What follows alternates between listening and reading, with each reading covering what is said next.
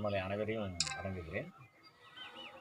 இந்த இடம் வந்து தேவதானம்பேட்டைன்னு பேர், செஞ்சிக்கு பக்கத்தில் இருக்குது.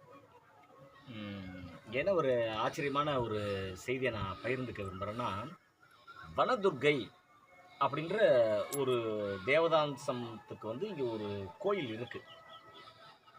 ஆக்சுவலாக வனதுர்க்கை யார் அப்படின்றதையும் பதிவு பண்ண விரும்புகிறேன். இதனால் இன்ட்ரெஸ்டிங்கான தகவல்.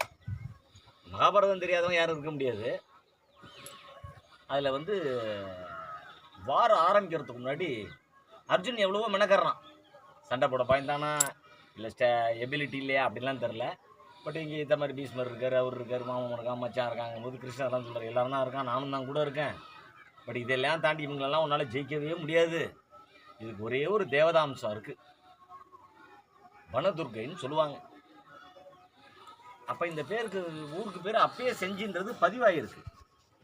அதுக்கு பக்கத்தில் வா, நம்ம 2 பேரும் போயிட்டு வருவோம். அங்கே வந்து நான் ஒரு மந்திர உபாசனம் பண்ணுறேன். என்ன அது, நம்ம கிருஷ்ணரே கடவுளில் நினச்சிக்கிட்டு இருக்கோம், இதை தாண்டி ஒரு ரூபம் இருக்கா அப்படிங்கும்போது இங்கே கூட்டு வர்றார். அதை பதிவு பண்ணுறார். என்னென்னா, ஓம் ஹ்ரீம் தும் ஜலஜல தும்ர லோசனை சண்ட சம்ஹாரி ஐம் ஹ்ரீம் லீம் நமோ பகவதி வன துர்காய கும்பட் ஸ்வாஹா. இதை சொல்கிறா.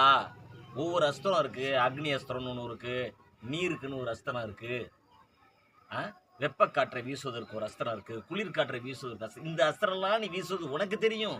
உனக்கு தெரியாத ஒன்று வெற்றி. யார் ஜெயிக்க போகிறான்னு உனக்கு தெரியாது. ஆகையால் ஒவ்வொரு அஸ்திரம் எய்துவதற்கு முன் இந்த மந்திரத்தை மனசுக்குள்ளே பதிவு பண்ணு அடி அப்படிறாங்க. அந்த வனதுர்க்கை அம்மனுக்கு தான் இங்கே கோயில் இருக்குது. திருப்பி சொல்கிறேன். ஓம் ஹ்ரீம் தும் ஜலஜல தும்ர லோசனை சண்ட சம்ஹாரி ஐம் ஹ்ரீம் லீம் நமோ பகவதி வனதுர்காய ஹும்பட் ஸ்வாகா.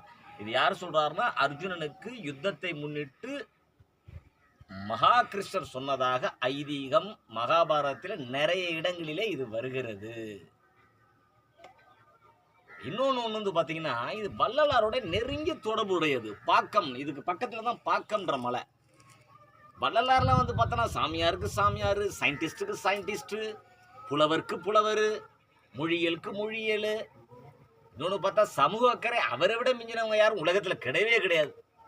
நீ யாரை வேணா யார், பிச்சைக்காரன் யார், பணக்காரன் யாரோட, எல்லாருக்கும் பசிக்க தான் செய்யும். யார் பசிச்சாலும் இங்கே வந்து சாப்பிட்லாம் அப்படின்னு சொன்ன ஒரு ஃபஸ்ட்டு அவர் தான். அந்த மாதிரி ஒருவர் தனிமையை முன்னிட்டு தபஸ் பண்ணணும்னு ஒரு இடத்துக்கு வர்றாருன்றது உண்மையிலேயே நம்ம போய் பார்க்கக்கூடிய ஒரு விஷயம். பட் இது ஏன் பிரபலமாகலை அப்படின்றது எனக்கு தெரியல. நிறைய டிவி இருக்குது, நிறைய சேனல் இருக்குது, நிறைய சாமியார்கள் இருக்காங்க. இதையும் பதிவு பண்ண மறக்கிறாங்க அப்படின்னு எனக்கு தெரியல. எனக்கே எதாச்சும் தான் தெரியுது. இவ்வளோ நாள் விட்டாலிட்டு முன்னாடியே வந்திருப்பேன்.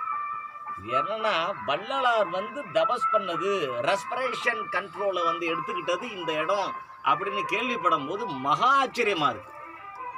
அது மாதிரி வாய்ப்பு உங்களுக்கு கிடைத்தால், உங்கள் தலையெழுத்து ஒரு நல்ல தலையெழுத்தாக இருக்கும் பட்சத்தில், மற்றவங்களுக்கு சர்வீஸ் பண்ணணும்னு நினைக்கக்கூடியவர்கள் மட்டும்தான் இங்கே வர முடியும்.